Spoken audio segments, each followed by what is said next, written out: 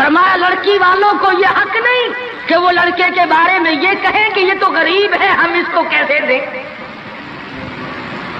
آؤ پھر قرآن کریم سے پوچھ لیں، ہم مسلمان ہیں، ہمارا قرآن پہ ایمان ہے، محمد عربی صلی اللہ علیہ وسلم کے فرمان پہ ہم سب کا ایمان ہے۔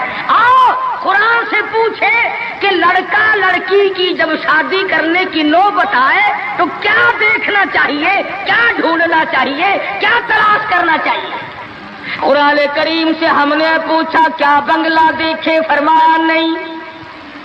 آج بنگلے والا کل کو قبر میں ہو سکتا ہے، آج بنگلے والا کل کو فٹ پاتھ پہ سو کر کے وقت کاٹنے والا بن سکتا ہے۔ کوٹھی والا تلاش کریں، فرمایا نہیں۔ السلام علیکم دوستو، آج میں آپ کے سامنے پھر سے حضرت مولانا قاری حنیف ملتانی رحمۃ اللہ علیہ کے ایک بہت ہی پیارے سے بیان کو لے کر حاضر ہوا ہوں۔ یہ بیان زندگی بدل دینے والا اور ایمان کو تازہ کر دینے والا بیان ہے۔ آپ بھی اس بیان کو انتہائی غور سے سنیں اور آپ کے ساتھ انشاءاللہ میں بھی سنتا ہوں۔ کوئی اونچی ملازمت والا، اونچی پوسٹ والا لڑکا تلاش کرے، فرمایا نہیں۔ زیادہ لکھا پڑھا دیکھیں، فرمایا نہیں۔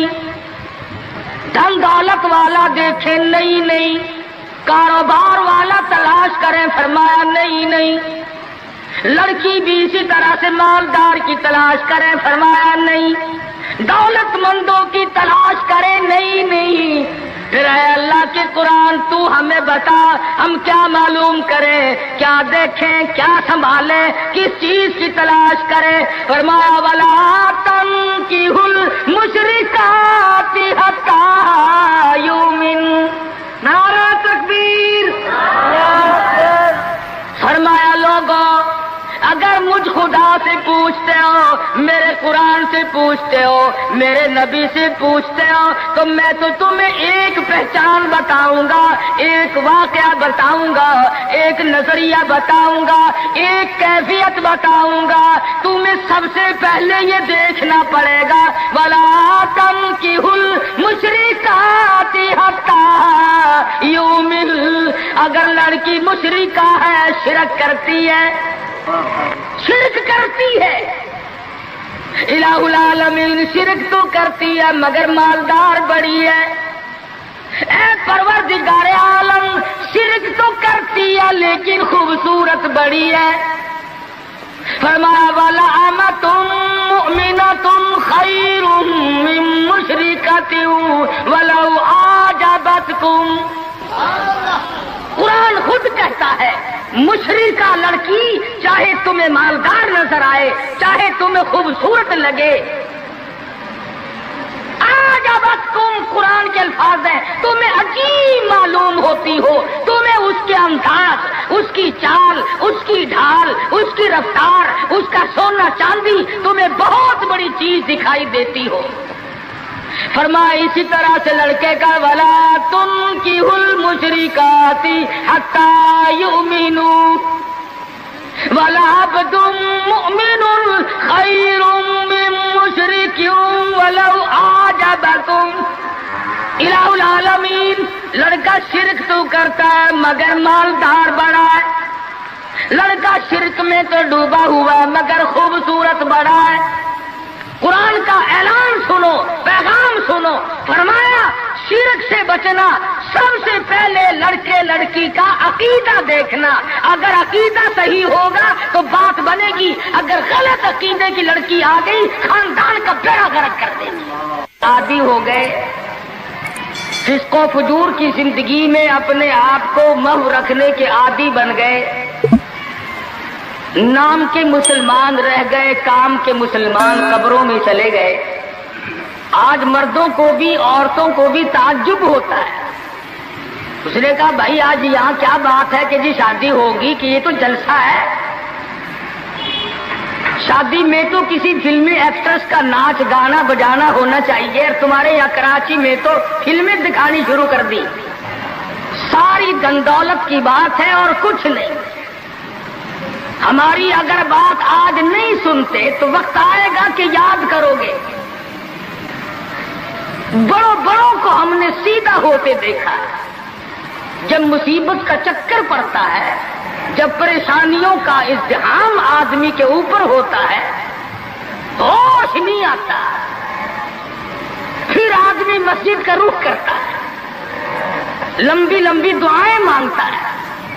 اسی کو قرآن کریم کہتا ہے وَإِذَا أَنْعَمْنَا عَلَى الْإِنسَانِ أَعْرَضَ وَنَأَىٰ بِجَانِبِهِ، جب آرام پہنچتا ہے، کاروبار صحیح چلتا ہے تو کروٹ نہیں بدلتے، اللہ کا نام لینے کی توفیق نہیں رہتی، خدا بند کریم کو یاد کرنے کے لیے وقت نہیں ملتا، اتنا لمبا پہاڑ شادی کا بنا دیا، غریب آدمی کے بس کی بات نہ رہی۔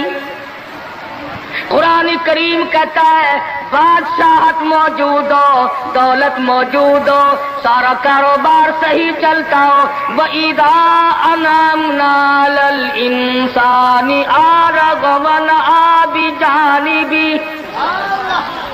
اور جب مصیبت آئے وَإِذَا مَسَّهُ الشَّرُّ فَذُو دُعَاءٍ عَرِيضٍ، بڑی لمبی لمبی دعائیں مانگتا ہے، سجدے میں پڑھ کے روتا ہے اے پروردگار، او میرے رب میرے حال پہ کرم فرما، جب مصیبت چل جاتی ہے پھر خرمستی کرتا ہے۔ امام الانبیاء محبوب کبریا حضرت محمد مصطفیٰ صلی اللہ تعالی علیہ وسلم کی شادی کا وقت آیا، آپ بالکل نادار ہیں، مفلس ہیں، غریب ہیں، ایک عورت نے آ کر آپ سے بات کی کہ آپ کی شادی کر دی جائے، قربان جاؤں، ارشاد فرمایا میری شادی ہوگی کیسے، گھر نہیں، در نہیں، زر نہیں، پر نہیں، میرے پاس تو ساز و سامان نہیں۔ وہ کہنے لگی ایسی عورت سے اگر نکاح ہو جائے جس کے پاس دولت بھی ہو، سب کچھ موجود ہو، ارشاد فرمایا میں کس طرح سے کروں، وہ مجھ سے بھی تو مطالبہ کرے گی۔ صاحب کہنے لگی سیدہ خدیجہ رضی اللہ تعالیٰ عنہا، جس کو مکے کے بڑے بڑے چودھریوں نے پیغام دیے تھے، نکاح کے لیے آئے تھے، بڑے بڑے لوگوں نے پیغام دیے، دولت مند آئے، چودھری آئے، مکے کے رئیس آئے، بڑے بڑے قریش آئے، لیکن خدیجہ کہنے لگی او لوگوں تمہیں کیا معلوم ہے، میں نے ملازم رکھ کے دیکھ لیا، میں نے کاروبار کرا کے دیکھ لیا، خدا کی قسم میں چوبارے پہ کھڑی تھی، جب حضور اکرم صلی اللہ علیہ وسلم چلنے لگے میرا سامان لے کر، میری آنکھوں نے دیکھا بادل نے چھاؤں کر لی تھی، بادلوں نے چھاؤں کی، میری آنکھوں کے سامنے سورج کی تپش زیادہ تھی، حضور کے سر پہ آ کر بادلوں نے چھاؤں کی، اور لوگوں میں تو ان کے بادلوں کے چھاؤں میں آنا چاہتی ہوں، میں غریب بے شک ہے، وہ یتیم ہے، لاوارث ہے، ان کا کوئی نہیں، میں اپنے آپ کو ان کے قدموں پہ نثار کرنا چاہتی ہوں۔ چنانچہ تیاری ہوئی، حضور نے فرمایا میں کیا تیاری کروں، میرے پاس تو کچھ نہیں، شہنشاہ کائنات ہو، عبداللہ کے بیٹے ہو، آمنہ کے درے یتیم ہو، اور پلے کچھ نہیں۔ ابو طالب نے نکاح کا خطبہ پڑھا، سیرت کی کتابوں میں موجود ہے، مقدمہ ابن خلدون میں، دیگر کتابوں میں ابو طالب کی یہ الفاظ ہیں، او لوگوں آج اگرچہ میرے بھتیجے کے پاس دھن دولت نہیں، حکومت نہیں، تجارت نہیں، لیکن میرا یقین کہتا ہے ایک وقت آئے گا ساری دنیا کی دولت قربان کر دی جائیں گی۔ حضور اکرم صلی اللہ تعالی علیہ وسلم کا سب سے پہلا نکاح سیدہ خدیجہ رضی اللہ تعالی عنہا کے ساتھ ہوا، اور حضور نے یہ ثابت کر دیا آقا دو عالم صلی اللہ علیہ وسلم کی عمر مبارک 25 سال ہے اور سیدہ خدیجہ کی عمر 45 سال ہے۔ تو عرض کر رہا تھا عمر کا تناسب نہیں، نبی نے ہر اس رسم کو توڑا، ہر اس ذوم باطل کی تردید کر دی عملی طور پر، جس کو دنیا کے لوگ چلا کرتے تھے اور بازاروں میں تنتنایا کرتے تھے۔ یہ کوئی مناسبت ہے کہ حضور کی عمر شریف 25 برس ہے اور خدیجہ کی عمر 45 برس ہے؟ عمر والے مسئلے کو ختم کر دیا گیا۔ حضرت خدیجہ اور پھر کمال یہ کہ اللہ پاک نے اس مائی کے پیٹ سے اولاد دی جس کی عمر حضور سے دگنی تھی۔ آج تو اگر تھوڑی سی عمر زیادہ ہو جائے لڑکی کی، پھر تو لوگ فتا لے کر کے آتے ہیں کہ میاں ناپ کے دیکھو پہلے کتنی بڑی ہے۔ کون زوم کرتا ہے، کون گمان کرتا ہے؟ پچھلے سال میرے پاس ایک آدمی آیا اور کہنے لگا قاری صاحب ایک دعا کر دے۔ میں نے کہا کی کہ پہلے تو لڑکی کا رشتہ مانگنے کے لیے کافی لوگ آتے تھے، ہمیں ہوش نہ آیا، اب عمر کچھ زیادہ ہو گئی، اب کوئی مانگتا ہی نہیں۔ میں نے کہا دریا چناب میں دھکا دے دو، اب لے گا کوئی نہیں۔ پتا چلا شرافت بڑی چیز ہے، طہارت بڑی چیز ہے۔ یہ عمر کا بھی مسئلہ جو ہے یہ دیکھنے آج کل اگرچہ دیکھنا پڑتا ہے لیکن اس کی مناسبت کوئی نہیں۔ اگر لڑکی کی عمر زیادہ ہو تو حضور کے عمل نے پہلے یوں تردید کر دی، اور پھر ایسا وقت بھی آیا کہ حضور اکرم صلی اللہ علیہ وسلم کی عمر مبارک تقریباً 42 برس ہے اور سیدہ عائشہ صدیقہ رضی اللہ تعالی عنہا کی عمر 6 برس ہے۔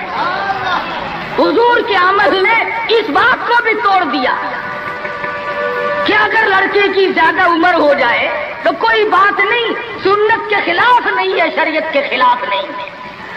سیدہ عائشہ صدیقہ رضی اللہ تعالی عنہا کی عمر مبارک اس وقت 9 برس ہے جب رخصتی ہوئی، اور حضور صلی اللہ علیہ وسلم کی عمر شریف میں حیات اور زندگی میں سیدہ عائشہ صدیقہ نے 18 برس گزارے۔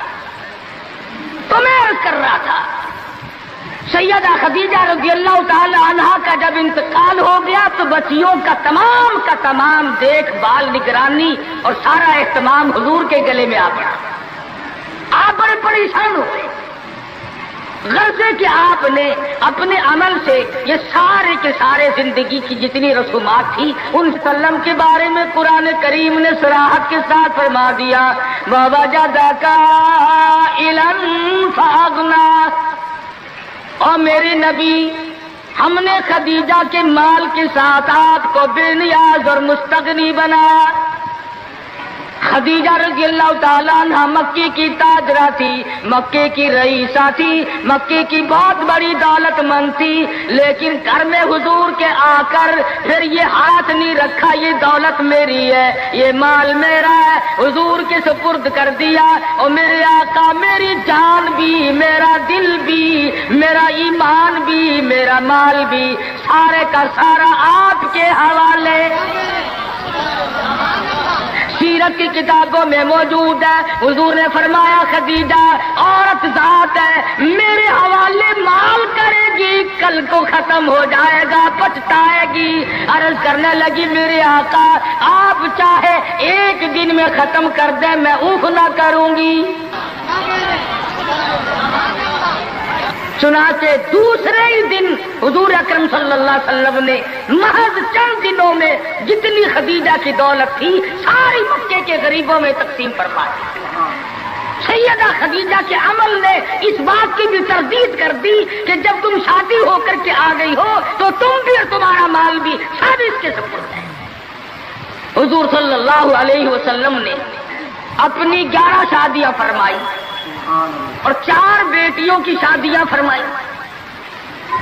سیدہ رقیہ رضی اللہ تعالیٰ عنہ کی شادی عثمان ذی النورین رضی اللہ تعالیٰ عنہ کے ساتھ فرما دی۔ دونوں کے دونوں میاں بیوی ایک جگہ بیٹھے تھے، حضور تشریف لے آئے، فرمانے لگے رب اکبر کی قسم میں نے ساری زندگی میں اتنا حسین جوڑا نہیں دیکھا۔ اور حضرت رقیہ رضی اللہ تعالیٰ عنہ نے حضرت عثمان کے ساتھ لگ کر حبشے کی ہجرت فرمائی، پھر مدینہ منورہ کی ہجرت فرمائی۔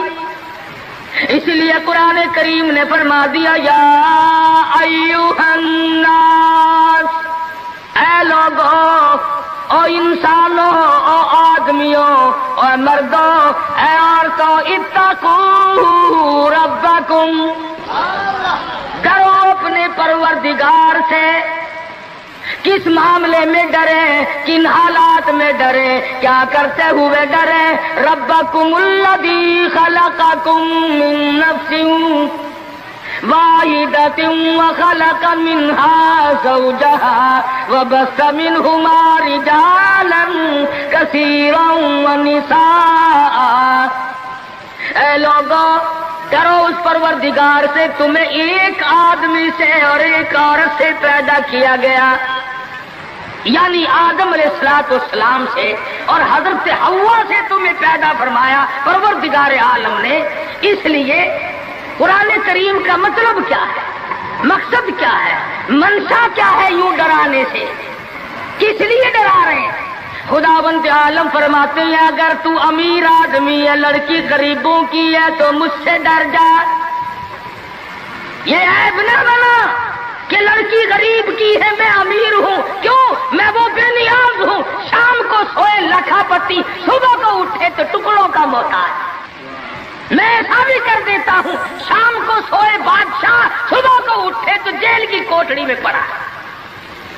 میں ایسا بھی کر دیتا ہوں کہ کروڑوں کا مالک ہے، اگر موت آ گئی تو کفن چندے کا پڑ رہا۔ فرمایا لڑکی والوں کو یہ حق نہیں کہ وہ لڑکے کے بارے میں یہ کہیں کہ یہ تو غریب ہے، ہم اس کو کیسے دیں۔ آؤ پھر قرآن کریم سے پوچھ لیں، ہم مسلمان ہیں، ہمارا قرآن پہ ایمان ہے، محمد عربی صلی اللہ علیہ وسلم کے فرمان پہ ہم سب کا ایمان ہے۔ آؤ قرآن سے پوچھے کہ لڑکا لڑکی کی جب شادی کرنے کی نوبت آئے تو کیا دیکھنا چاہیے، کیا ڈھونڈنا چاہیے، کیا تلاش کرنا چاہیے؟ قرآن کریم سے ہم نے پوچھا کیا بنگلہ دیکھے؟ فرمایا نہیں۔ آج بنگلے والا کل کو قبر میں ہو سکتا ہے، آج بنگلے والا کل کو فٹ پاتھ پہ سو کر کے وقت کاٹنے والا بن سکتا ہے۔ کوٹھی والا تلاش کرے؟ فرمایا نہیں۔ کوئی اونچی ملازمت والا، اونچی پوسٹ والا لڑکا تلاش کرے؟ فرمایا نہیں۔ زیادہ لکھا پڑھا دیکھیں؟ فرمایا نہیں۔ دھن دولت والا دیکھیں؟ نہیں۔ کاروبار والا تلاش کریں؟ فرمایا نہیں۔ لڑکی بھی اسی طرح سے مالدار کی تلاش کریں؟ فرمایا نہیں۔ دولت مندوں کی تلاش کریں؟ نہیں۔ پھر اے اللہ کے قرآن تو ہمیں بتا، ہم کیا معلوم کریں، کیا دیکھیں، کیا سنبھالیں، کس چیز کی تلاش کریں؟ فرمایا وَلَا تَنكِحُوا الْمُشْرِكَاتِ حَتَّىٰ يُؤْمِنَّ۔ نعرہ تکبیر! فرمایا لوگوں اگر مجھ خدا سے پوچھتے ہو، میرے قرآن سے پوچھتے ہو، میرے نبی سے پوچھتے ہو، تو میں تو تمہیں ایک پہچان بتاؤں گا، ایک واقعہ بتاؤں گا، ایک نظریہ بتاؤں گا، ایک کیفیت بتاؤں گا۔ تمہیں سب سے پہلے یہ دیکھنا پڑے گا وَلَا تَنكِحُوا الْمُشْرِكَاتِ حَتَّىٰ يُؤْمِنَّ۔ اگر لڑکی مشرکہ ہے، شرک کرتی ہے، الہ العالمین شرک تو کرتی ہے مگر مالدار بڑی ہے۔ اے پروردگار عالم شرک تو کرتی ہے لیکن خوبصورت بڑی ہے۔ فرمایا وَلَأَمَةٌ مُؤْمِنَةٌ خَيْرٌ مِّن مُشْرِكَةٍ وَلَوْ أَعْجَبَتْكُمْ۔ قرآن خود کہتا ہے مشرکہ لڑکی چاہے تمہیں مالدار نظر آئے، چاہے تمہیں خوبصورت لگے، آجابتکم قرآن کے الفاظ ہیں، تمہیں عجیب معلوم ہوتی ہو، تمہیں اس کے انداز، اس کی چال، اس کی ڈھال، اس کی رفتار، اس کا سونا چاندی تمہیں بہت بڑی چیز دکھائی دیتی ہو۔ فرمایا اسی طرح سے لڑکے کا وَلَا تُنكِحُوا الْمُشْرِكَاتِ حَتَّىٰ يُؤْمِنُوا وَلَعَبْدٌ مُؤْمِنٌ خَيْرٌ مِّن مُّشْرِكٍ وَلَوْ أَعْجَبَكُمْ۔ الہ العالمین لڑکا شرک تو کرتا ہے مگر مالدار بڑا ہے، لڑکا شرک میں تو ڈوبا ہوا مگر خوبصورت بڑا ہے۔ قرآن کا اعلان سنو، پیغام سنو. فرمایا شرک سے بچنا، سب سے پہلے لڑکے لڑکی کا عقیدہ دیکھنا. اگر عقیدہ صحیح ہوگا تو بات بنے گی، اگر غلط عقیدے کی لڑکی آ گئی خاندان کا بیڑا غرق کر دے گی. حافظ جمال صاحب بولی شاہ قلندر رحمت اللہ علیہ پانی پت میں مزار ہے. میں اب ہندوستان گیا تھا تو اب بھی حاضری دینے گیا تھا. ہم اولیاء کرام کو بڑا مانتے ہیں. میں بولی شاہ قلندر رحمت اللہ علیہ کے مزار پہ گیا اور رات وہیں ٹھہرا. مولانا حالی پانی پتی کی قبر بھی وہی اور بولی شاہ قلندر کا مزار بھی وہی. تو لکھا ہے کہ جس وقت بولی شاہ قلندر رحمت اللہ علیہ پیدا ہوئے تو بڑے روئے، بہت روتے تھے. تو ایک بزرگ آئے جنہوں نے ان کے والد کو مبارکباد دی کہ بچے کی مبارک ہو. انہوں نے کہا حضرت مبارک تو آپ دے رہے ہیں مگر بچہ جس دن سے پیدا ہوا اتنا رو رہا ہے کہ ناک میں دم کر دیا. فرمایا میرے پاس تو لاؤ ذرا. لے آئے. اللہ والے نے ذرا سا اس کان کو منہ لگایا اور ذرا سا اس کان کو منہ لگایا، بچہ خاموش ہو گیا. واپس جانے لگے. شاہ فخر الدین رحمہ اللہ اولیاء کرام میں سے ہیں، بزرگان دین میں سے ہیں. شاہ بہاء الحق زکریا ملتانی رحمت اللہ علیہ کے داماد ہیں. جو لڑکی یہاں رہتے رہتے فوت ہو گئی تھی تو شاہ فخر الدین نے کہا حضرت بتاؤ. فرمایا تمہیں معلوم نہیں بولی شاہ قلندر کی والدہ اماں قرآن کریم کی حافظ ہے اور قرآن سے اتنا عشق ہے، اتنا لگاؤ ہے، اتنا سوز و گداز ہے، اتنی محبت ہے کہ ایک ختم قرآن کا روزانہ پڑھتی تھی. بچے کو پیٹ میں لے کر ایک ختم قرآن روزانہ کا پڑھتی تھی. تو بچے کی روح کا اور قرآن مجید کا اتنا گہرا تعلق ہو گیا. اب چونکہ اماں زچگی میں آ گئی، چھلے میں پڑ گئی، اس لیے قرآن نہیں پڑھتی. ارے آدھی کی عادت ٹوٹی، ناشی کا نشہ ٹوٹا، روئے نہ تو کیا کرے. میں نے اس بچے کے کان میں ایک آیت اس میں پڑھی، ایک آیت اس طرف پڑھی. بچے کی روح کی غذا مل گئی، خاموش ہو گیا. بات یہ کر رہا تھا کہ یہ سارے کے سارے معاملات قرآن کریم کا اعلان ہے. عقیدہ دیکھو، نظریات معلوم کرو. اگر غلط عقیدہ گھر میں آ گیا تو بات بگڑے گی، وہ اپنے ساتھ ساتھ اوروں کو بھی لے بیٹھے گی. اور علماء کرام نے لکھا، تجربے سے بھی یہ ثابت ہوا کہ عورت کی جو گود ہے، عورت کی جو گود ہے یہ پرائمری سکول بھی ہے، یہ مڈل سکول بھی ہے، یہ میٹرک سکول بھی ہے، یہ کالج بھی ہے، یہ وہ یونیورسٹی ہے جس سے نبی بے نیاز نہیں، ولی بے نیاز نہیں، کتب اور ابدال بے نیاز نہیں. اس کالج میں ہر بچہ پڑھتا ہے، ماں کی گود میں لازمی پلتا ہے. اور لوگوں اس کالج کو سنبھالو، اس پرائمری سکول کے استاد کو سنبھالو، اس کالج کے پروفیسر کو سنبھالو، اور وہ ہے بچے کی اماں. ہمارے یہاں بالخصوص عورتوں کی تعلیم کا، دینی تعلیم کا کوئی انتظام نہیں کرتے.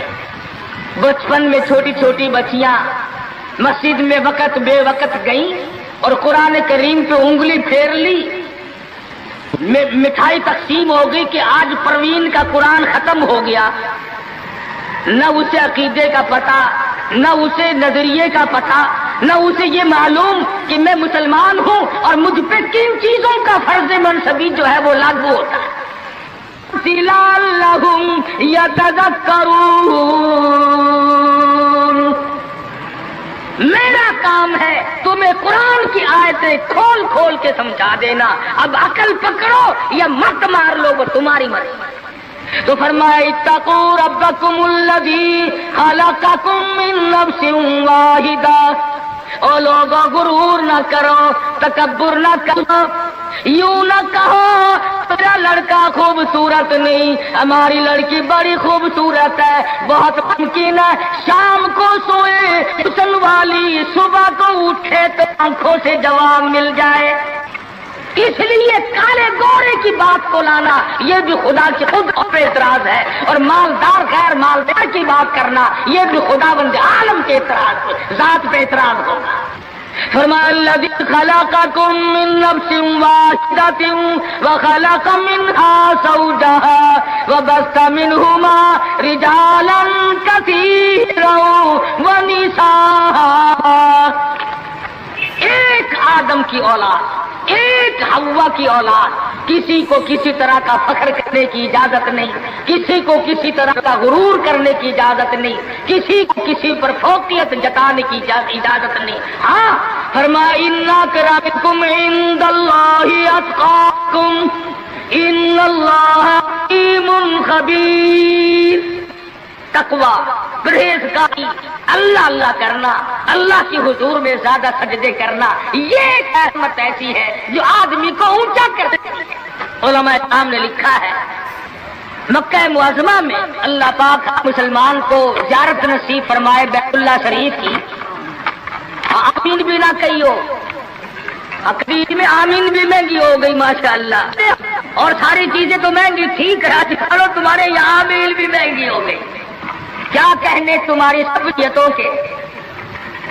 مکہ مکرمہ میں ایک شخص ایک باندی کا ہاتھ پکڑے ہوئے ہے اور وہ کہنے لگا میں اس کو 20 اشرفیوں میں بیچتا ہوں. ایک بزرگ تھے بغداد کے رہنے والے، انہوں نے آپ کی اتنی کم قیمت کیوں بتا رہا ہے؟ وہ کہنے لگا اس میں عیب ہے. کیا عیب ہے؟ اس نے کہا عیب یہ ہے کہ ساری رات نماز پڑھتی ہے اور سارا دن روزہ رکھتی ہے، اس میں یہ نقص ہے. اللہ والے نے خرید لی. اس نے کہا چلو میری ساتھ نماز پڑھ کے دیں گے، ایک کے بجائے 2 اللہ اللہ کیا کریں گے. چنانچہ عشاء کی نماز کے بعد اس باندی نے پوچھا کہ اے میرے مالک کام ہے میرے متعلق؟ کہا کوئی نہیں.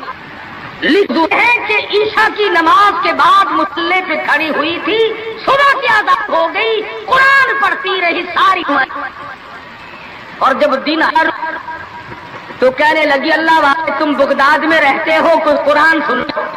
انہوں نے 2 آیتیں پڑھی، ہوش ہو گئی، منہ پہ پانی کے چھینٹے پڑے، پھر ہوش آیا، پھر قرآن کی 2 آیتیں پڑھی.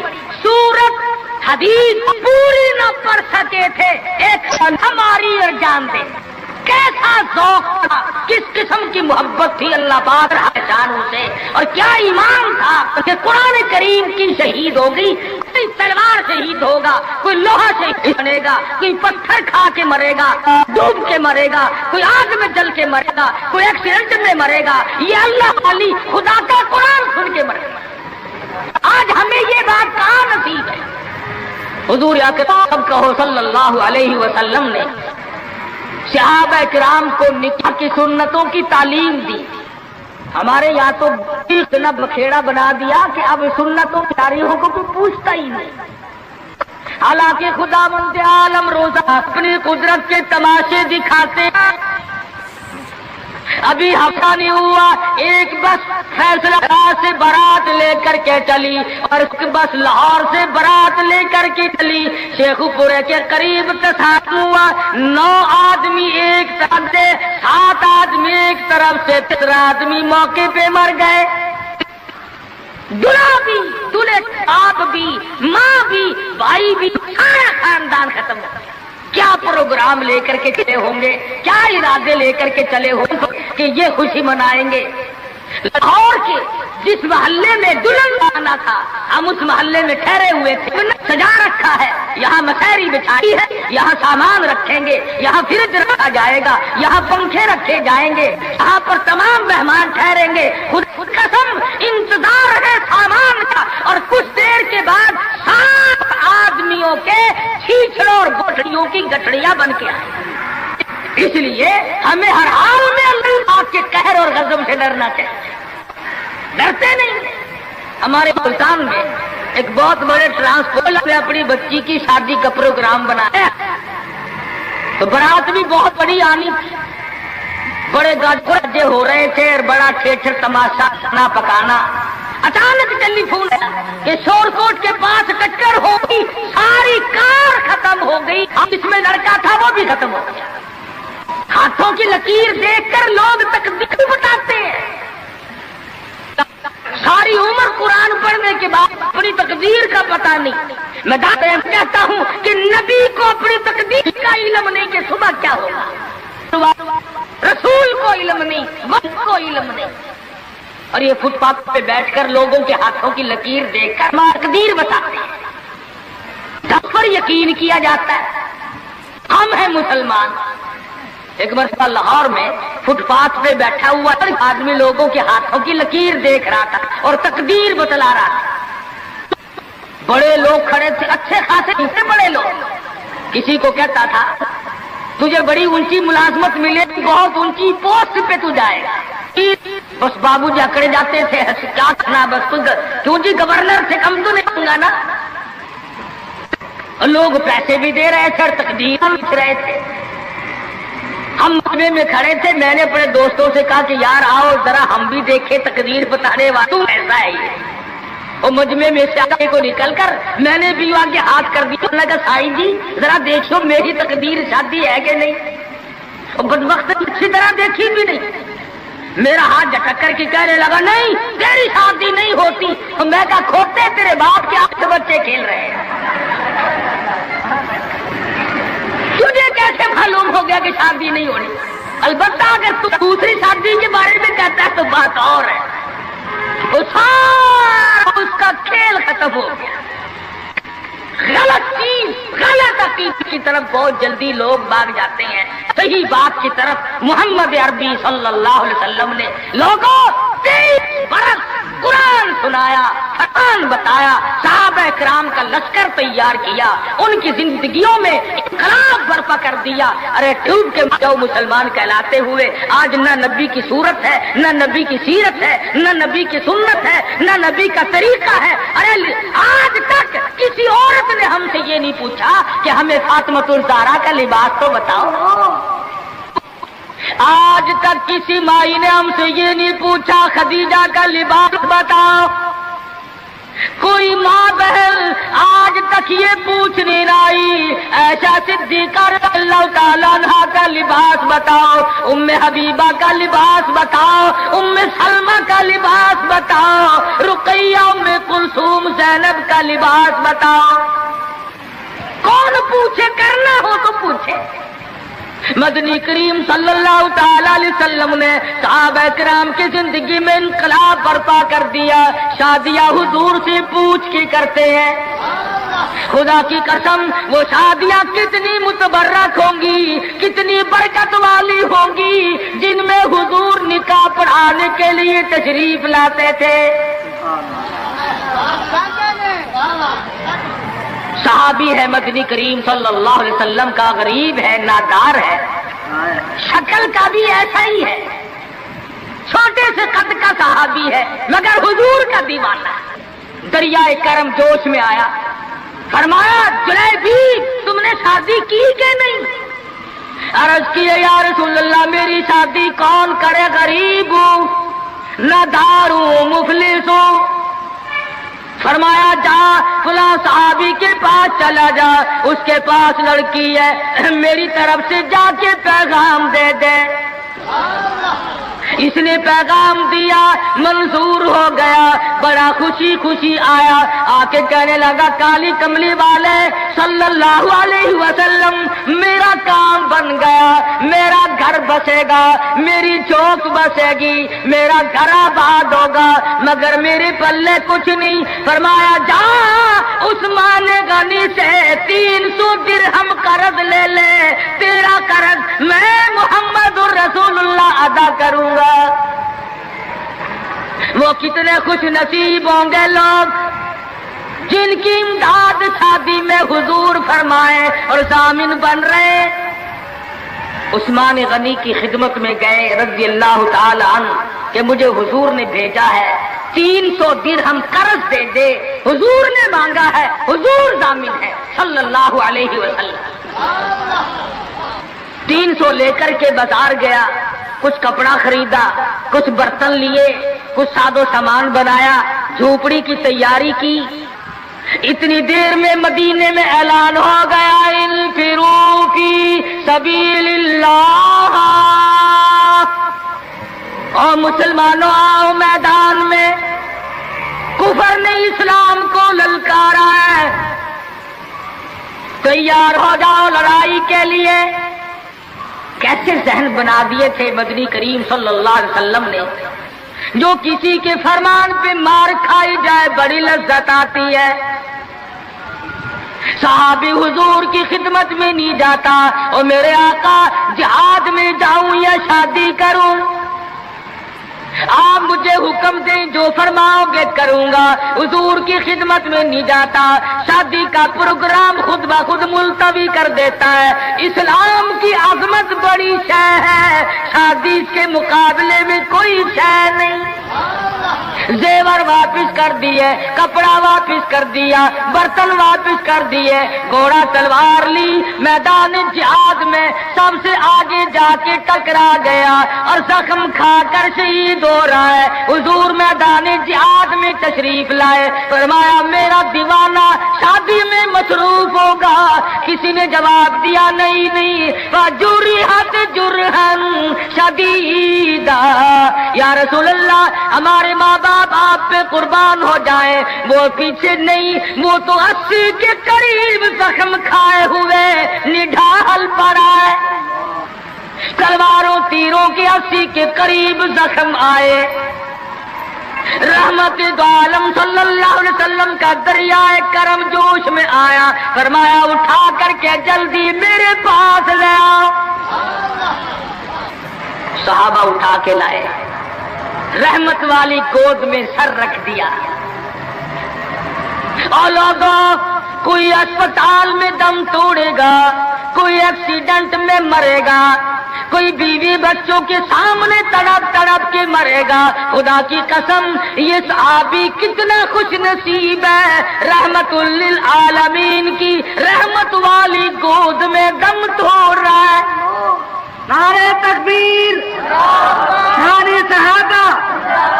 اور مدنی کریم صلی اللہ علیہ وسلم نے آخری وقت میں پیشانی پہ بوسہ دے کر کے فرمایا فزت برب الکعبہ، اور نوجوان رب کعبہ کی قسم تو بڑا کامیاب ہے۔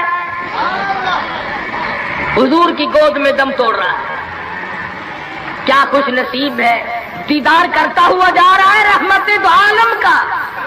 گود حضور کی، دیدار حضور کا، ہاتھ حضور کا، پیشانی حضور چوم رہی ہے۔ ارے لاکھوں مرنے قربان کر دو اس صحابی کے ایک شہادت کے۔ اور پھر توجہ کرنا، ایک بات بتاؤں، بخاری شریف کی روایت میں ہے کہ صحابی کا جب دم ٹوٹنے لگا، جب آخری وقت آیا، حضور کی گود میں سے اچھل کر تڑپ کر اپنا رخسار حضور کے قدموں پہ رکھ دیا، حضور کے قدموں میں دم دے دیا۔ مدینہ منورہ میں اعلان کر دیا گیا شہید ہو گیا صحابی، آؤ نماز جنازہ تیار ہے۔ چاروں طرف سے لوگ آئے، سارا مدینہ ٹوٹ کے آیا۔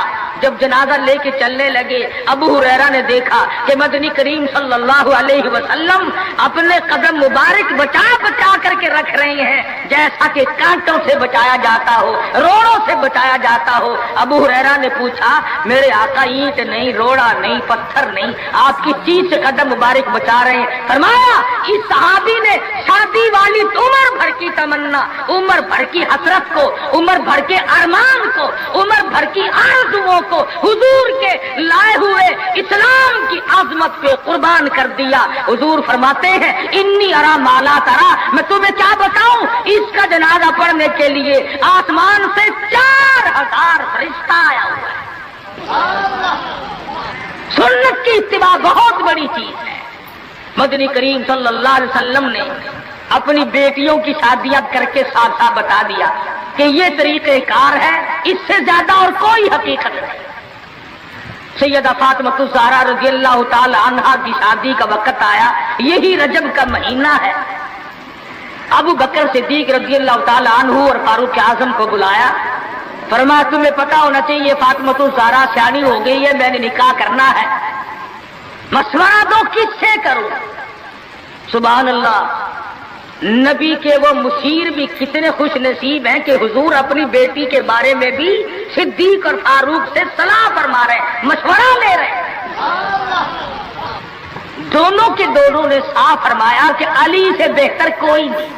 اندازہ لگاؤ وہ آپس میں اتنی محبت رکھتے تھے کہ ایک دوسرے کی شادی کے بارے میں حضور کو مشورہ دے رہے ہیں۔ فرمایا بہت اچھا، علی مرتضیٰ کو بلاؤ۔ بلا کے فرمایا کہ یہ میرا بھی ارادہ ہو گیا، اور ان دونوں حضرات نے مشورہ دیا کہ خاتون جنت کا نکاح تیری ساتھ کیا جائے، کچھ ہے پلے حق مہر دینے کے لیے؟ کہا یا رسول اللہ میں تو سپاہی آدمی ہوں، میرے پلے کیا ہے؟ یہ تلوار ہے اور یہ میری زرہ ہے جسے پہن کر میں جنگ کرتا ہوں، اور میرے پلے دم دولت کچھ نہیں۔ تو فرمایا کہ یہ زرہ جو ہے اسی کو بیچ کر پیسے بنا لا۔ حضرت علی اٹھے، بیچنے کے لیے بازار جا رہے ہیں، راستے میں عثمان غنی ملے۔ فرمایا علی کہاں چلے؟ کہا میری یہاں شادی ہے، نکاح ہے، یہ زرہ بیچنے چلا ہوں، میں اپنی حق مہر دوں گا۔ فرمایا آجا سودا کریں گے۔ عثمان نے علی مرتضیٰ نے سودا کیا، 400 درہم میں سودا ہو گیا۔ جب اٹھ کے چلنے لگے حضرت عثمان نے زرہ بھی پیسے بھی حضرت علی کو واپس کر دیے اور فرمایا کہ خاتون جنت کی شادی ہو، خرچ عثمان کا ہو، میں بڑا راضی۔ حضرت عثمان غنی رضی اللہ تعالیٰ عنہ سے پیسے لے کر حضرت علی حضور کی جب خدمت میں گئے تو فرمایا زرہ بھی لے آئے، پیسے بھی لے آئے؟ کہ ہاں۔ عثمان نے سب کچھ دے دیا۔ حضور صلی اللہ علیہ وسلم کے بے ساختہ ہاتھ اٹھ گئے۔ فرمایا عثمان تجھ پر خدا رحم کرے، تو نے ساری عمر میرا ہاتھ بٹایا۔ تو حضرت عثمان غنی سے حضور بڑے راضی تھے۔ ایک چکی خریدی گئی، ایک مشکیزہ خریدا گیا، اور حضور صلی اللہ علیہ وسلم نے سادگی کے ساتھ نکاح فرمایا اور رخصت کر دیا، اور خود حضور سر پہ ہاتھ پھیر کر رخصت فرمانے کے لیے تشریف لے گئے اور برکت کی دعا کر کے واپس آ گئے۔ بتانا یہ چاہتا تھا کہ شادیوں کو لمبی چوڑے پکھنڈ اور یہ جو بنانا ہے وہ ہم نے بنائے، یہ سارے کا سارا رسموں کا کنواں ہم نے کھودا ہے۔ مہینوں پہلے انتظامات، مہینے پہلے بعد کو انتظامات، پھر لینا دینا۔ آج کل ویسے بھی چیزیں نہیں ملتی، مار سر میں درد ہو جاتا ہے کہ چینی کیسے پیدا کرے، گھی کیسے پیدا کرے، کہاں سے لائے اور کیا کیا جائے۔ میں یہ کہتا ہوں کہ لوگوں سادگی پہ آ جاؤ، نبی کی سنت پہ آ جاؤ، نبی کی غلامی میں آ جاؤ، اللہ اور اس کے رسول کے فرمان پہ آ جاؤ، سارے مسئلے چٹکیوں میں حل ہو جائیں۔ آج امتی کو بیٹھے بیٹھے درود شریف پڑھنے کی توفیق نہیں، درود پاک کی تسبیح نہیں کرتا، اللہ کا نام نہیں لیتا، حضور صلی اللہ علیہ وسلم سے محبت نہیں کرتا، دل میں چاہت نہیں کرتا، حسرتیں نہیں رکھتا۔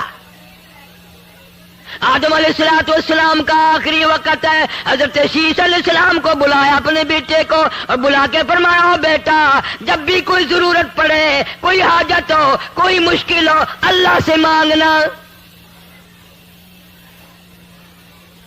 ہر معاملے میں اللہ کو پکارنا۔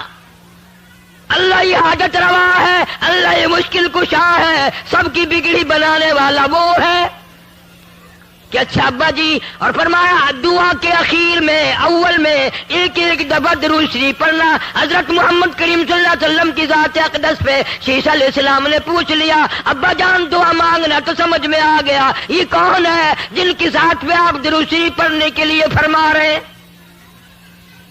فرمایا میرے بیٹے شیش میں جنت میں رہ کے آیا، جنت میں وقت گزار کے آیا، جنت میں سونے چاندی کی اینٹوں کے مکان ہے، ہر مکان کی دروازے پہ، ہر سونے کی اینٹ پہ، ہر نہر کی پل پہ، ہر درخت کی پتے پتے پہ میں نے محمد کریم صلی اللہ علیہ وسلم کا نام دیکھا ہے، صلی اللہ علیہ وسلم۔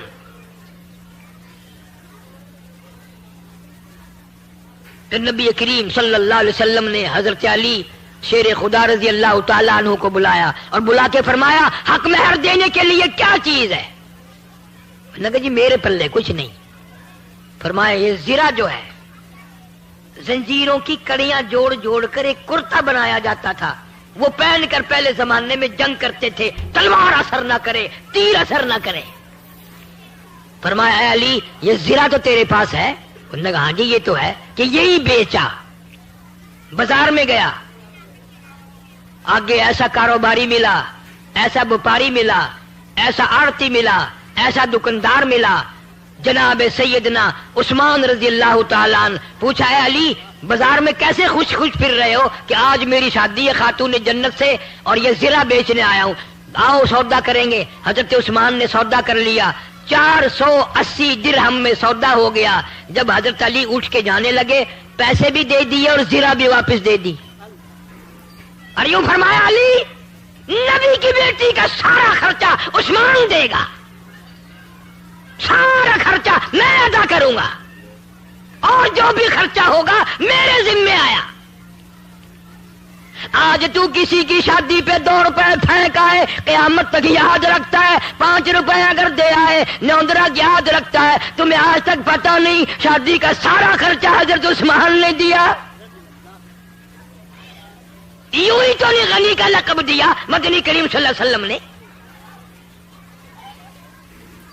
اور پھر حضرت علی نے جو لا کر پیسے رکھے ہیں ڈھیر لا دیا، تو آپ صلی اللہ علیہ وسلم نے پوچھا یہ زیرہ بھی لے آیا اور اتنے سارے پیسے بھی لے آیا؟ حضرت علی نے عرض کیا جی ایسا تاجر ملا، ایسا دکاندار ملا، ایسا آڑتی ملا، ایسا کاروباری ملا، اعلان کر دیا خاتون جنت کی شادی ہو خرچہ میرا ہوگا۔ آپ صلی اللہ علیہ وسلم ان پیسوں کو الٹ پلٹ کر رہے ہیں اور خوش ہو رہے ہیں اور یوں فرما رہے ہیں عثمان آج کے بعد تجھے کوئی عمل نقصان نہیں دے سکتا۔ عثمان وہ ہے، اتنا بڑا سخی عثمان۔ ابن عباس رضی اللہ تعالیٰ عنہ فرماتے ہیں میں نے حضور کریم صلی اللہ علیہ وسلم کو خواب میں دیکھا کہ آپ ترکی گھوڑے پہ سوار ہیں، بڑا اعلیٰ درجے کا لباس زیب تن فرمایا ہوا ہے اور اجلت میں ہے، جلدی میں ہے۔ تو ابن عباس کہتے ہیں میں نے عرض کیا یا رسول اللہ صلی اللہ علیہ وسلم تشریف رکھو، بہت دنوں میں زیارت ہوئی۔ فرمایا مجھے بڑی جلدی ہے، عثمان کا آج ایک جنت کی حور سے میں نے نکاح پڑھانا ہے۔ حضرت عثمان کا جنت کی حور سے نکاح پڑھانا ہے۔ کیوں؟ آپ نے فرمایا اس لیے کہ مدینے میں قحط تھا، کال پڑا ہوا تھا، مدینے کے لوگ بھوکے مر رہے تھے، 100 اونٹ حضرت عثمان کے غلے کے آئے ملک شام سے اور مدینے کے بازار میں لا کے بٹھا دیے، غلہ اتارا، مدینے کے دکاندار آئے۔ اللہ ہر مسلمان کو مدینے پاک کی زیارت نصیب فرمائے اور مدینے کی موت عطا فرمائے، مدینے میں قبر کی جگہ نصیب فرمائے۔ 100 اونٹ غلے کے لدے ہوئے مدینے میں آئے، غلہ اتارا، مدینے کے دکاندار آئے، مدینے کے تاجر آئے، کہا عثمان ہم خریدار بن کے آئے ہیں کہ اچھا بتاؤ کیا دو گے؟ کہ بھائی 10 کے مال کے 11 دیں گے۔ کہا نہیں مجھے زیادہ ملتا ہے۔ وہ کہنے لگے 10 کے مال کے 12 دیں گے۔ کہا نہیں مجھے بہت ملتا ہے، کہ بھائی 10 کے مال کے 13 دیں گے۔ فرمایا مجھے زیادہ ملتا ہے۔ تو وہ دکاندار اکڑ کے کہنے لگے یار مدینے کے سارے دکاندار تو ہم کھڑے ہیں، وہ زیادہ دینے والا کون ہے؟ سامنے کیوں نہیں آتا؟ وہ کون سا دکاندار ہے؟ کہاں کے رہنے والا؟ فرمایا من جاء بالحسنتی فلہ عشر امثالھا، خدا کہتا ہے جو میرے نام پہ صدقہ کرتا ہے میں اس کو 10 دنیا میں اور 70 آخرت میں دیتا ہوں۔ تم گواہ ہو جاؤ میں نے ان 100 اونٹوں کے سارے غلے کو بمائے اونٹوں کے اہل مدینہ پہ صدقہ کر دیا، سارے اہل مدینہ پہ صدقہ کر دیا میں نے۔ یہ اس دن حضرت ابن عباس نے خواب میں حضور کریم صلی اللہ علیہ وسلم دیکھا کہ عثمان نے آج ایسا صدقہ کیا، عثمان نے آج ایسی خیرات کی ہے، آج عثمان نے اتنا بڑا دان کیا ہے کہ حضور صلی اللہ علیہ وسلم اس کا نکاح پڑھانے جنت میں تشریف لے جا رہے ہیں۔ کون مقابلہ کرے گا صحابہ کرام کا؟ سخاوت میں نہیں مقابلہ کر سکتا، بہادری میں نہیں، دلیری میں نہیں، ایثار و ہمدردی میں نہیں، قربانی میں کون مقابلہ کرے؟ اور یہ جوان تو عجیب قسم کا جوان ہے۔ اللہ اکبر اللہ اکبر۔ ایک بات تو سوچو، کیا وقت ہوگا جب حضرت عثمان رضی اللہ تعالیٰ عنہ بارات لے کر نبی کے دروازے پہ تشریف لائے ہوں گے۔ دروازہ نبی کا ہے، دلہا عثمان بن کے آیا، گھوڑ عثمان ہے، اور کبھی یوں دیکھو دروازہ ابو بکر صدیق کا ہے اور گھوٹ بن کے نبی آیا کھڑا ہے. افسروں کی اگر شادی ہو تو بارات کی خدمت کے لیے پولیس آتی ہے، فوج آتی ہے. تم سے پوچھتا ہوں، جب نبی کی شادی اما عائشہ صدیقہ سے ہوئی، کیا ہاتھ دھلانے کے لیے فرشتے نہ آئے ہوں گے؟ ہیں؟ تیری جنگ میں افسر آ سکتے ہیں، نبی کی جنگ میں فرشتے آئے.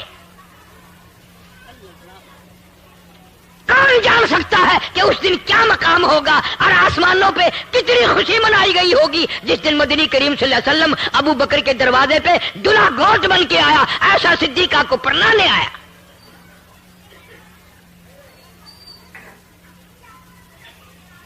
عجیب گھرانہ ہے.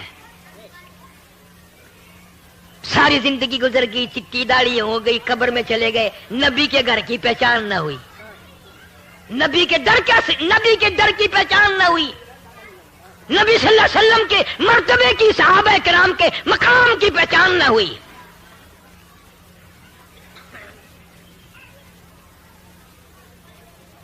خاتون جنت سیدہ فاطمہ الزہرا رضی اللہ تعالی عنہا، پیاری بیٹی، دروازے پہ حضور صلی اللہ علیہ وسلم تشریف لائے اور آواز دی، بیٹی میں اندر آیا چاہتا ہوں. اندر سے آواز آئی، ابا تشریف لانے سے پہلے اپنی چادر اندر پھینک دو. آپ صلی اللہ علیہ وسلم نے چادر اندر پھینک دی اور پھر تشریف لائے گھر میں بیٹی کے. فرمایا آج کیا بات تھی؟ چادر مانگی پہلے. عرض کی ابا اتنا کپڑا نہیں ہے جو سارا بدن چھپا سکوں، اتنی تنگی ہے، اتنی غربت ہے، اتنی پریشانی ہے کہ بدن چھپانے کے لیے بھی کپڑا نہیں ہے.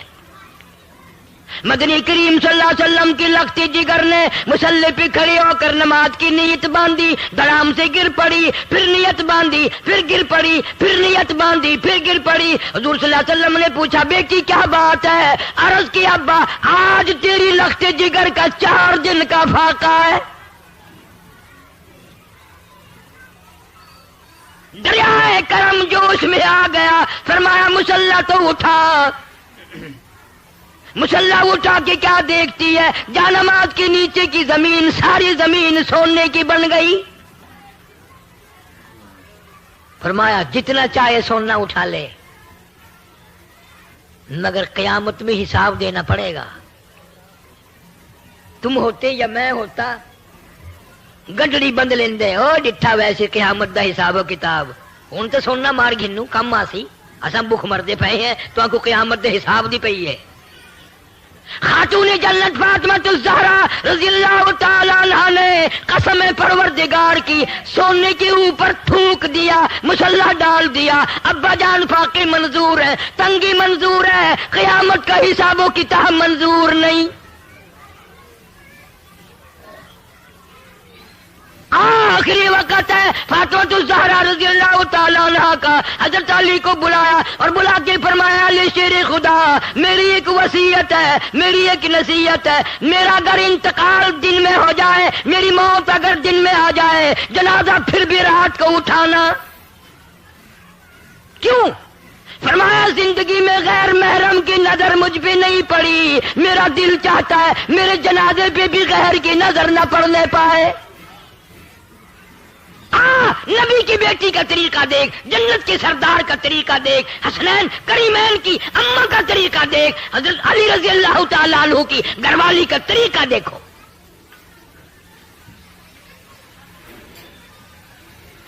پھر اللہ نے کتنا بڑا انعام کیا، کتنا بڑا اکرام فرمایا.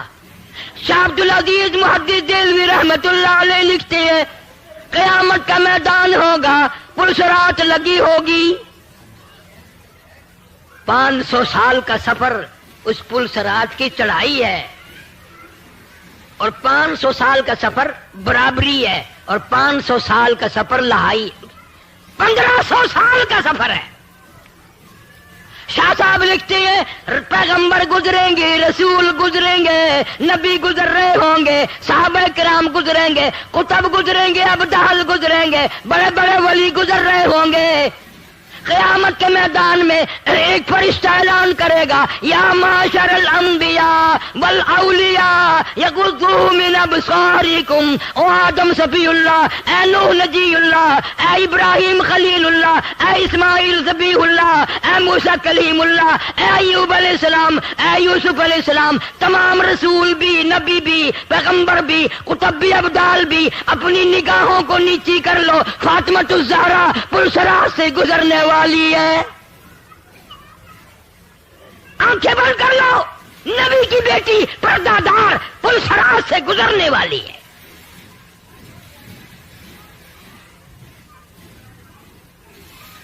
ہمارے لیے کیا طریقہ کار ہوگا، کیا سنت بن سکتی ہے ہمارے لیے؟ ان حضرات کے عقائد تھے، ایمان تھا، یقین تھا۔ مکہ مکرمہ سے ہجرت کر کے حضور کریم صلی اللہ علیہ وسلم مدینے پاک تشریف لے گئے۔ سیدہ زینب رضی اللہ تعالیٰ عنہ سب سے بڑی بیٹی صاحبزادی پریشان مکے میں ہے، میرے ابا چلے گئے، میرا جی نہیں لگتا۔ یہ کون سی بیٹی ہے؟ صحابی کہتا ہے میں مسلمان بھی نہ تھا، میرا باپ بھی مسلمان نہیں تھا، ہم جانتے بھی نہیں تھے اسلام کیا ہے، ہمیں معلوم بھی نہیں تھا کہ نبی کون ہوتا ہے۔ کہتا ہے سودا سلب خریدنے کے لیے میں اپنے باپ کے ساتھ مکے میں آیا، میری آنکھ نے دیکھا مکے کا بہت بڑا گراؤنڈ ہے، بہت بڑا میدان ہے، مکے کے جوان ہیں، سردار ہیں، بہادر لوگ ہیں، کسی کے ہاتھ میں روڑا، کسی کے ہاتھ میں ہڈی، کسی کے ہاتھ میں پتھر، سارا مکہ مارنے والا، ایک یتیم مکہ صلی اللہ علیہ وسلم مار کھانے والا، سارے مار رہے ہیں، اتنا مارا لباس مبارک بھی خون میں تربتر ہو گیا۔ روکنے والا کوئی نہیں، ٹوکنے والا کوئی نہیں، پوچھنے والا کوئی نہیں۔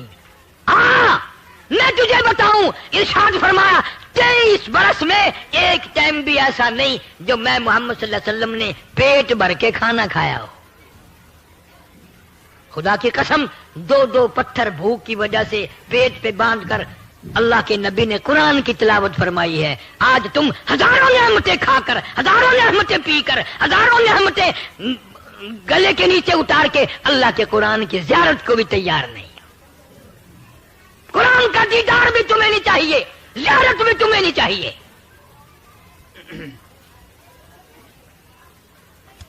ہم روتے ہیں پھر ہماری اولاد اچھی نہیں، گھر کا ماحول اچھا نہیں۔ ماحول کیسے بنے گا؟ تم نے خود بگاڑا ماحول کو۔ چھوٹی چھوٹی معصوم بچیاں، چھوٹے چھوٹے بچے، ٹی وی فلم دکھا دکھا کر تم نے اپنی بچیوں کو بدمعاش بنا دیا۔ تیرے گھر میں غیرت کہاں سے آئے گی؟ شرم کہاں سے آئے گی؟ محبت کہاں سے آئے گی؟ تم نے معصوم بچیوں کا پردہ اتار دیا، تم نے معصوم بچیوں کے دلوں سے، دماغوں سے شرم حیا کا پردہ نکال دیا۔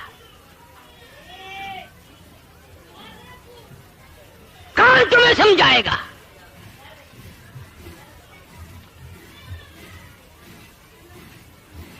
ایک عورت نے پہاڑی پہ کھڑی ہو کر آواز لگا دی، اے زینب تم کہاں چلی گئی؟ تیرے ابا کو لوگوں نے مار ڈالا۔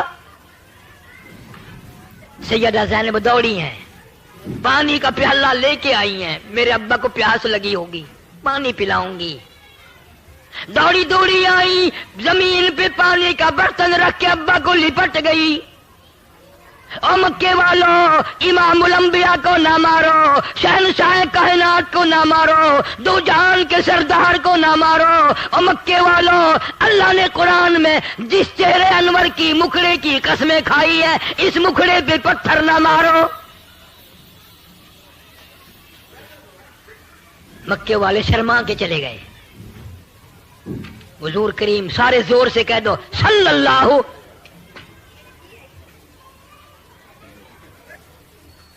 زمین خون میں کپڑے تربتن ہیں۔ حضرت زینب ابا کو لپٹ گئی، اس کے کپڑے بھی خون میں تر ہو گئے، نبی کے خون میں۔ آپ صلی اللہ علیہ وسلم زمین پہ بیٹھے، سیدہ زینب کا لایا ہوا پانی اٹھایا، منہ میں پانی لے کر کلی جو فرمائی، سیدہ زینب کہتی ہے میرے ابا کے منہ سے بھی لہو آیا۔ آج قرآن کے لیے کون مار کھائے؟ کھائے، آج اللہ کی توحید کے لیے مار کان کھائے، ختم نبوت کے لیے مار کان کھائے، صدیق کی صداقت اور فاروق کی عدالت، عثمان کی سخاوت اور حضرت علی کی شجاعت کے لیے کان مار کھائے۔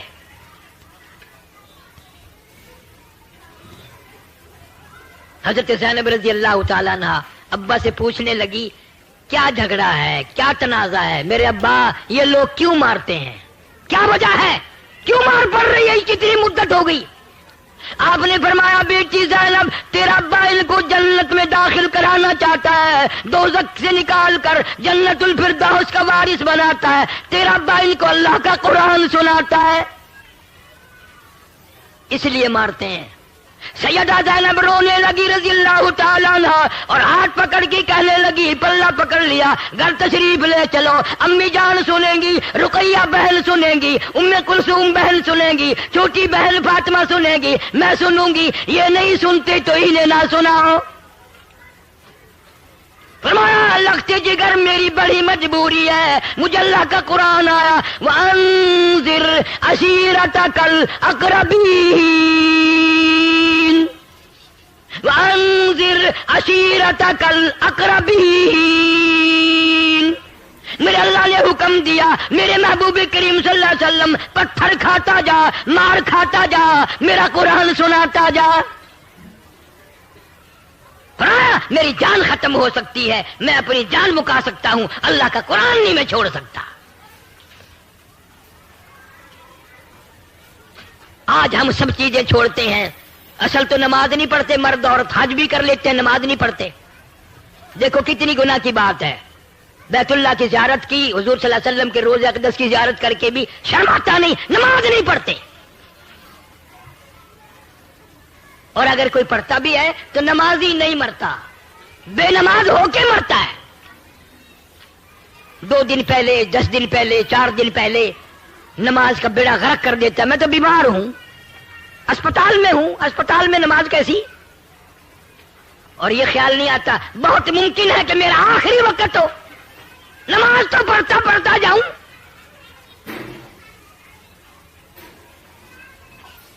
سیدنا حسین رضی اللہ تعالیٰ عنہ سے بڑھ کر کسی کو پریشانی دنیا میں آ سکتی ہے؟ سارا خاندان شہید ہوا پڑا میدان کربلا میں،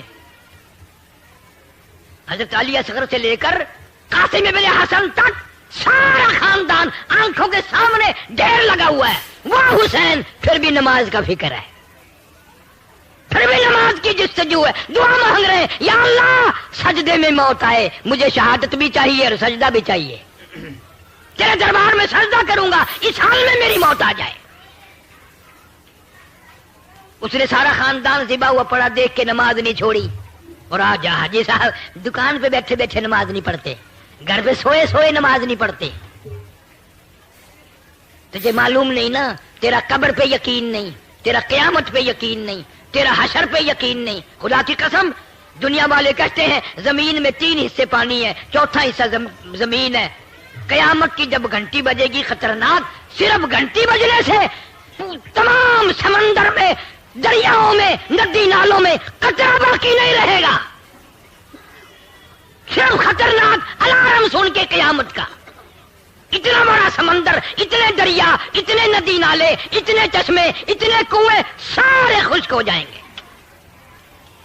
دریا شرما گئے کہ قیامت آ گئی، ہم کب شرمائیں گے؟ جب قیامت آنے والی ہے، کچھ تیاری کرو۔ تو نکاح ایک سنت ہے، نبی کریم صلی اللہ علیہ وسلم کا طریقہ ہے اول سے لے کے آخر تک۔ اور اس خاندان نے تو دکھ اٹھائے ہیں کس قرآن کے لیے، تو قرآن کھولنے کے لیے بھی تیار نہیں، زیارت کے لیے بھی تیار نہیں۔ سیدہ زینب رضی اللہ تعالیٰ عنہ حضور صلی اللہ علیہ وسلم کی ہجرت کے بعد مکے کی گلیوں میں چکر لگاتی ہے، محلے میں کہتی پھرتی ہے اور مکے والوں جس کی میں نے سوئی دینی ہے وہ اپنی سوئی لے لے، جس کا میں نے دھاگا لے رکھا وہ دھار واپس لے لے، جس کا میں نے آٹا دینا وہ وصول کر لے، میں مدینے جاؤں گی۔ کل کو کوئی یوں نہ کہنا نبی کی بیٹی ہماری سوئی لے کے چلی گئی۔ رات کو چوریوں نکلی ہے، چھپ کے نکلی ہے، 3 میل پہ جا کر مکے کے کافروں نے پکڑ لیا، مارا ہے اور گھسیٹا ہے، اونٹ سے نیچے گرا دیا حضرت زینب کو۔ حمل سے تھی، ساکت ہو گیا، خون جو بہنے لگا مدینے جانے تک بند نہیں ہوا، بیمار ہو گئی، سوکھ سوکھ کر کانٹا بن گئی۔ جب مدینے دوسری مرتبہ نکل کے پہنچی ہیں، حضور صلی اللہ علیہ وسلم کی نظر پڑی، فرمایا بیٹی زینب تیرا کیا حال بن گیا؟ روتی ابا مجھے مکے والوں نے مارا ہے۔ فرمایا مبارک ہو اللہ کے قرآن کے لیے، اللہ کے دین کے لیے میں نبی صلی اللہ علیہ وسلم کی دھی کو بیمار کھانی پڑی، مسلسل بیمار رہی۔ اطلاع ملی تمہاری بیٹی زینب انتقال کر گئی۔ یوں فرمایا میری بچی بڑی مجاہدہ تھی، غسل دو اچھی طرح، کفن میں لے کے آؤں گا۔